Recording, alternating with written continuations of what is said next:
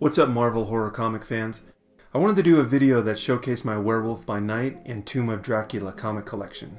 And with all the rumors flying around, I wanted to tie in a few other comics that are linked to these comics. Alright, first up is Marvel Spotlight number 2, which is the first appearance of Werewolf by Night. In this comic, this is where Jack Russell first turns into the Werewolf by Night and learns of the curse. Here we have Tomb of Dracula, issue number 1. In this issue, Dracula is discovered in his dormant state with a stake in his heart. When the person who discovered him pulls the stake from his heart, Dracula reforms and rises again. Next up, Tomb of Dracula, issue number 10. This is the first appearance of Blade the Vampire Slayer. In this issue, nothing really significant happens except that Blade crosses paths with Quincy Harker, who's another or old vampire slayer. It's kind of the typical scenario where he wants to help Blade, but since Blade is such a badass, he does things all on his own. Now, the next significant issue when it comes to Blade is his origin story, and that is in issue number 13. In this issue, we find out why Blade wants to take vengeance on all things vampires. His mother was bitten and killed by Deacon Frost when she was giving birth to him, which is why Blade has dedicated his life being a vampire hunter. Tomb of Dracula, issue 17. Now, this issue is significant for a couple of reasons. One, Dracula bites Blade in the catacombs and leaves him for dead. But we know from issue 13 that Blade is actually half vampire because Deacon Frost bit his mother while giving birth to him. The other reason, Dracula and Jack Russell actually cross paths on the train. And why, might you ask, is he on the train? He is headed to Transylvania in hopes to find a cure for his werewolf curse. Which leads us up to Tomb of Dracula issue number 18. And this is where the crossover officially begins between Werewolf by Night and Tomb of Dracula. Okay, so the story begins with Jack and Topaz arriving in Transylvania on a train. Jack is in search of the truth and the reason his family is cursed by the werewolf. So they head towards Jack's old family manor.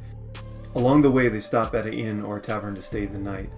And Jack winds up turning into the Werewolf by Night, attacking and killing a guy that was hitting on Topaz.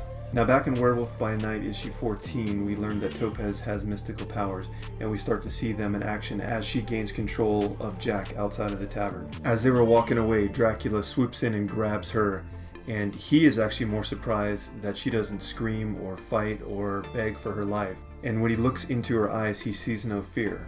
Now she starts to probe his brain and it freaks him out. But before we can see if Topaz has any control over Dracula, the Werewolf by Night attacks him and they start to fight. Now Dracula overpowers the werewolf and throws him against the wall. Topaz steps in and is able to control Dracula's anger with her powers.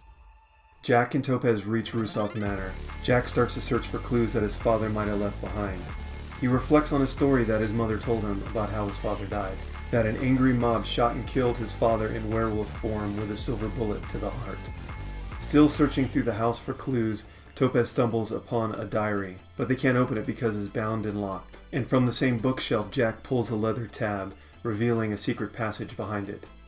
In hoping to understand his father a little more, he uses the passage, which leads him to an opening looking directly at Castle Dracula. Now curious as to why Jack's father wanted to observe the castle, they decide to go and explore it. So as they approach the castle, Dracula sees them coming, so he swoops down and grabs Topaz. He's pretty interested in what her powers are and how she used them against him. So Jack, of course, goes after her. He turns into the werewolf, and they fight. Topaz threatens to use her powers on Dracula. He knocks her unconscious, and that is the end of part 1 of the story. Okay, so we continue in Werewolf by Night 15. The story picks back up and they're still fighting. Jack and Topaz wind up escaping and they go back to Rusoff Manor. Jack now wanting to read the locked diary, so Topaz has to use her powers to unlock it. Reading from the diary, he's now starting to get some answers. He sees that the curse goes all the way back to 1795, where his great-grandmother was killed by Dracula.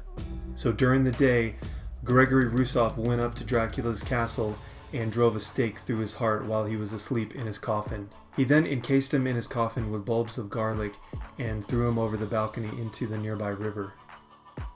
Still not satisfied, Gregory worked his way through the house, trashing everything that he thought was valuable. He came upon a locked room. There was a woman inside, so he freed her. And later that night, she turned into a werewolf and bit him. And therefore the curse has been passed down from generation to generation in the Russo family.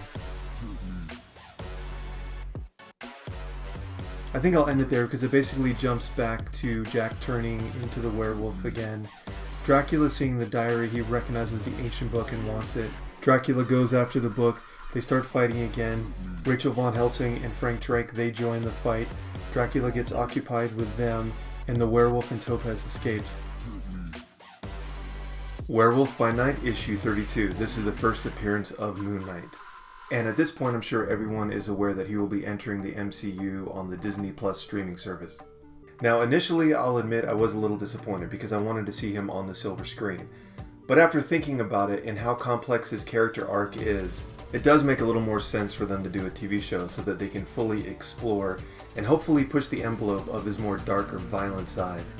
Now, don't get me wrong, I do enjoy the fun 80s side of the character, but that's where a lot of the comparison to Batman comes from. It really isn't until the more modern series that the character kind of comes into his own, coming to terms with who he was and who he's become. I mean, even he hated who he was in the past. My favorite is probably the series from 2006. I usually don't show raw comics in my videos, but I have to say this series is a great read. Look, I just hope that they're willing to spend the money and develop the character right and have it come across as a cinematic experience instead of a TV show. Anyway, in Werewolf by Night 32 and 33, Mark Spector is hired by the committee to capture Jack Russell, who is the Werewolf by Night. After capturing Jack Russell, Mark doesn't seem to agree with the committee's plans for the Werewolf by Night, so he winds up letting him go. Now, I think this is kind of cool. In Werewolf by Night issue 33, there's a side story where Raymond Coker, who's not a main character, but he is a werewolf that had the werewolf curse lifted. Anyway, he goes down to Haiti to search for his missing aunt and uncle, only to discover that his grandfather, who has been dead the past 30 years, was the one that murdered his aunt and uncle. He then later talked to a voodoo priestess named Gisela, who basically called his grandfather a zombie and told him to go to Jericho Drum for help, who we all know is Brother Voodoo. Here is the first appearance of Jericho Drum, who is Brother Voodoo, in Strange Tales issue 169.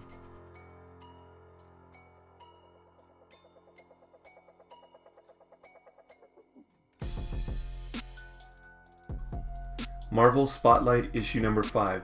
This is the first appearance of Ghost Rider. Marvel seems to love the being raised by the stepfather story. Jack Russell in The Werewolf by Night was raised by his stepfather, and Johnny Blaze was also raised by his stepfather. His real father died in a motorcycle accident when he was young, and Johnny was adopted by another stunt rider, who ultimately grew up and became a stunt rider himself.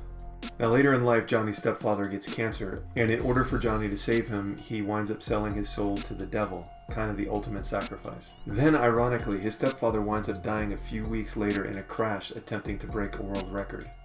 In all the comics that I've shown in this video, they all share something in common, the supernatural. And I actually think it would be really cool if they created a Marvel horror universe. These next few magazines aren't Marvel, but they fit into the genre. Here is the first appearance of Vampirella, who I've always been a fan of and would make a great movie. And I don't count that first movie that they tried to do with Talisa Soto back in the 90s. Here is the first issue of a really cool monster magazine from the 50s. And I thought I'd end it with a picture that I took last summer while I was working on the Universal lot. It's a mural of all the classic Universal monsters. And as always, thanks again for watching this video.